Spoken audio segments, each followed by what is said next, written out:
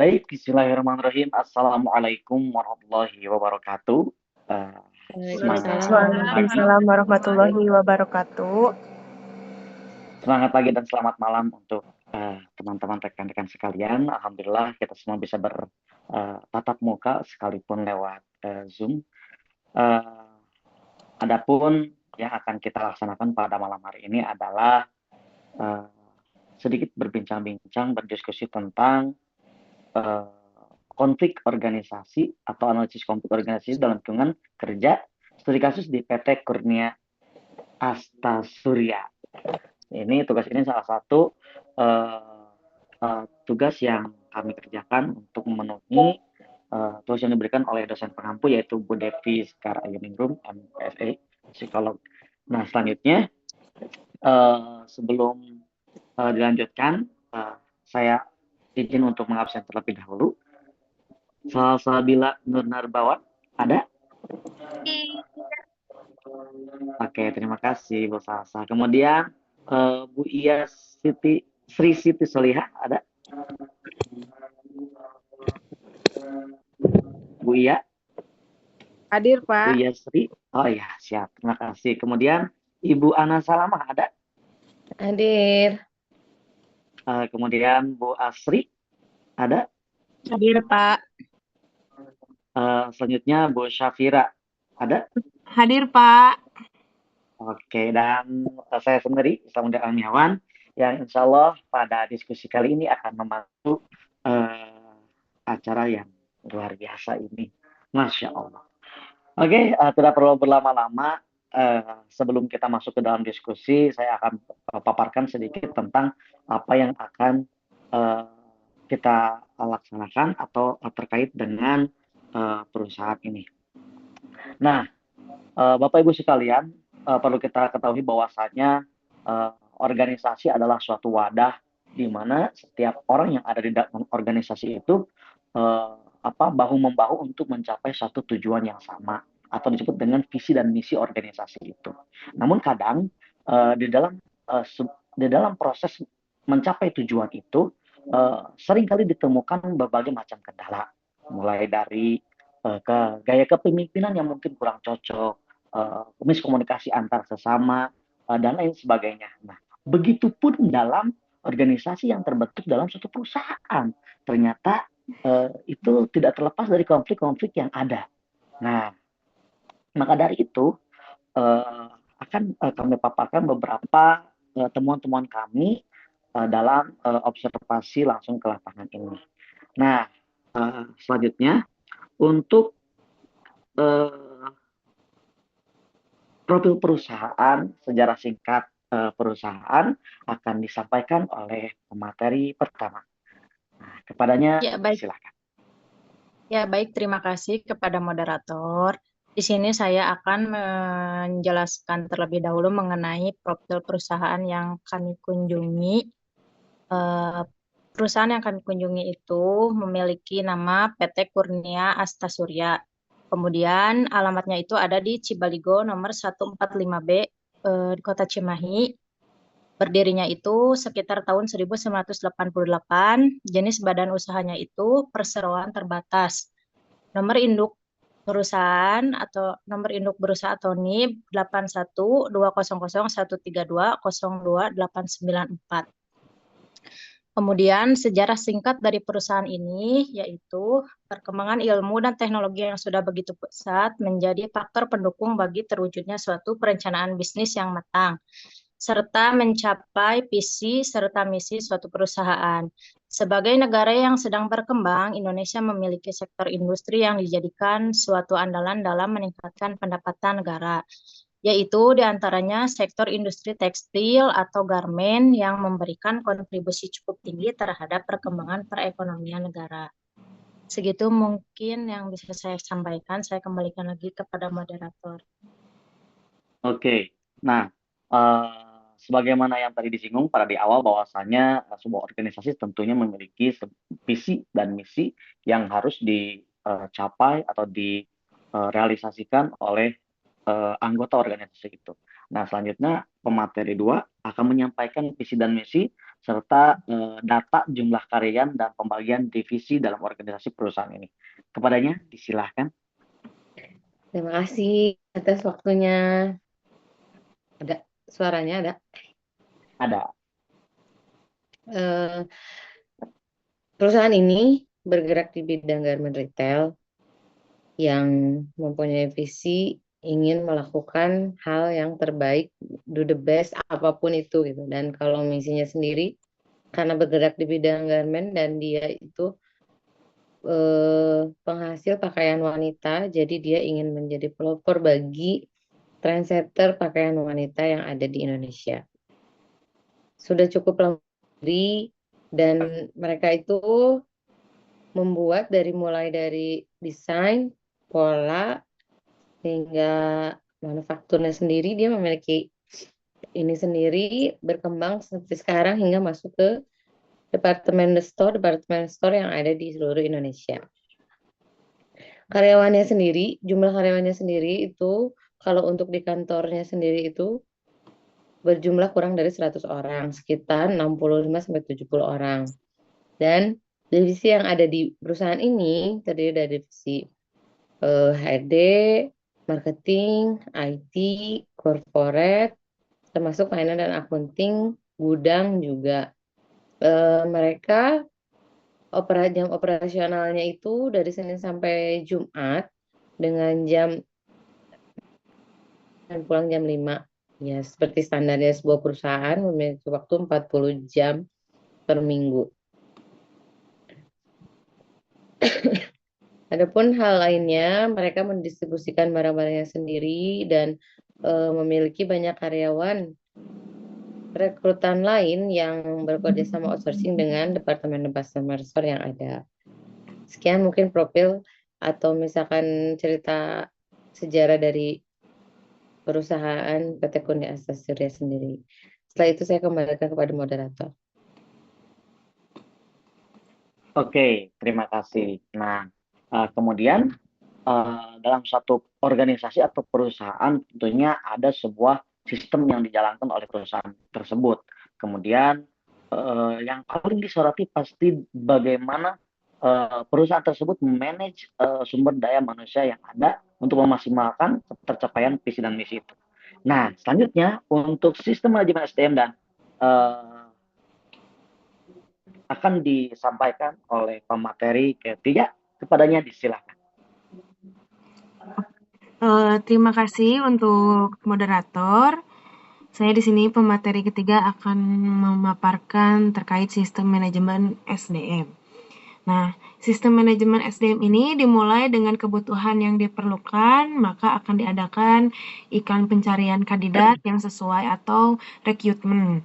Ketika sudah ada makna direkrut dengan cara diseleksi oleh HRD dan dipilih yang sesuai, lalu diajukan wawancara setelah didapatnya yang sesuai dengan PT-nya atau sudah cocok. Lalu selanjutnya, next, sistem manajemen SDM juga ini terdapat konflik organisasi dalam perusahaan. Konflik organisasi dalam perusahaan itu merupakan suatu kondisi di mana terjadi ketidaksesuaian, pertentangan atau perbedaan kepentingan antara individu maupun kelompok di dalam lingkungan kerja yang mempengaruhi proses interaksi dan dari pencapaian tujuan organisasi. Konflik ini dapat muncul akibat berbagai faktor seperti perbedaan nilai, persepsi, tujuan pribadi, dan profesional, gaya komunikasi, struktur organisasi, distribusi sumber daya, atau gaya kepemimpinan. Biasanya mungkin sudah bukan hal tabu untuk adanya konflik di setiap organisasi mungkin ya. Mungkin itu dari saya, akan saya kembalikan ke moderator. Oke, sekarang dari sistem manajemen tersebut kita masuk ke dalam konfliknya. Nah, konfliknya apa aja sih di dalamnya itu, kemudian penyebab munculnya konflik itu seperti apa. Nah, itu akan dijelaskan oleh pemateri keempat. Nah, selanjutnya pemateri 4 disilakan. Terima kasih Pak Mudir atas waktu dan kesempatannya. Di sini saya akan menjelaskan terkait apa sih jenis-jenis konflik organisasi. Yang pertama ada konflik intrapersonal, yaitu konflik antar individu, di mana terjadi ketika dua atau lebih kepribadian, nilai atau gaya kerja yang bertentangan. Yang kedua ada konflik intragrup, di mana dalam satu kelompok atau tim itu muncul akibat perbedaan pendapat, peran yang tidak jelas atau ketidaksetaraan kontribusi dalam tim kerja. Yang ketiga, ada konflik intergrup antar kelompok atau divisi, biasanya dipicu oleh kompetensi sumber daya tujuannya yang berbeda atau kurangnya kolaborasi antar departemen, sehingga konflik vertikal antara atasan dan bawahan dapat terjadi akibat gaya kepemimpinan yang tidak sesuai dengan ekspektasi. Selanjutnya ada bentuk penyebab utama dari konflik organisasi, yaitu terjadi di lingkungan yang terjadi di lingkungan PT Kurina Astar Surya ini berdasarkan hasil wawancara dengan karyawan senior yang menduduki posisi sebagai senior MD atau marketing retail yang telah bekerja selama 9 tahun di PT Kurnia Astra Surya, serta melalui observasi langsung terhadap interaksi antar karyawan dan suasana kerja di lingkungan perusahaan, dapat disimpulkan bahwa konflik organisasi ini memang terjadi meskipun dalam intensitas yang tidak terlalu tinggi. Sekian yang akan saya sampaikan. Saya kembalikan lagi ke Pak Moderator. Oke, di dalam suatu perusahaan atau dunia kerja ada istilah saling sikut ya untuk mendapatkan jabatan atau perhatian dari atasan. Nah, mungkin itu salah satu dari beberapa yang terjadi di PT ini. Nah, tapi penyebab utama konfliknya itu apa sih? Gitu. Nah, kemudian ada faktor-faktor yang lain nggak? Nah, selanjutnya akan dijelaskan oleh pemateri 5. Kepadanya disilakan.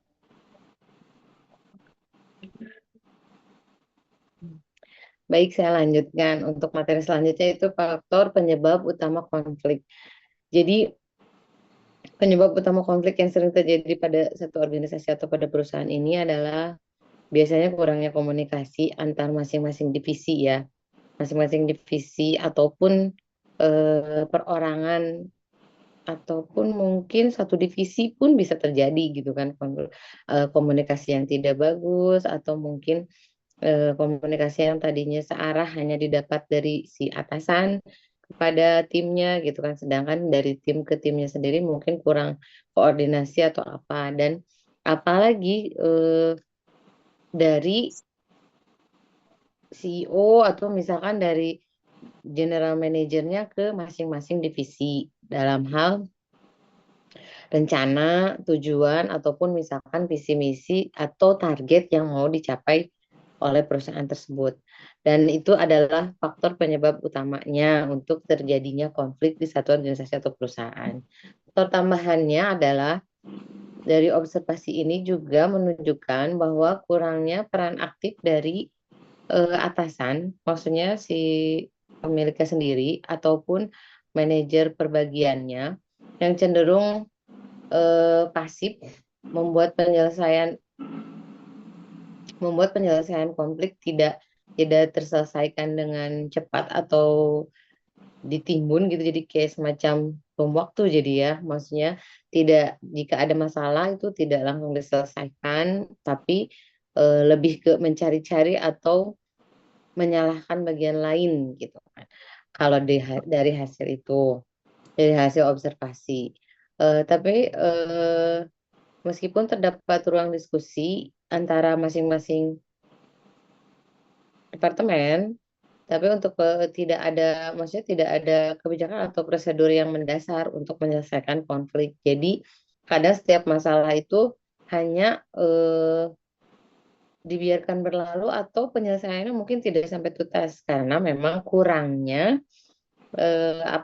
kayak monitoring dari si ya direkturnya sendiri terhadap permasalahan yang ada. Jadi dia menganggap beberapa istilahnya karena ada kepala departemen bagiannya masing-masing, dia menganggap itu sudah terselesaikan. Padahal sebenarnya ada hal-hal yang memang tidak bisa diselesaikan dan memang harus ada turun tangan dari direktur itu sendiri.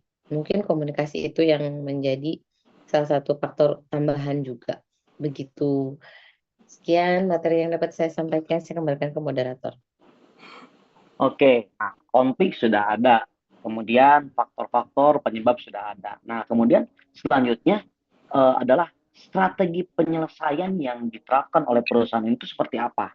Nah, itu akan dijelaskan oleh pemateri ke-6. Oke, pemateri ke-6 kepadanya disilakan. Baik, terima kasih. Penyelesaian konflik yang diterapkan oleh karyawan serta peran atasan dalam menangani konflik di PT Kurnia Asta Surya. Lanjut deh.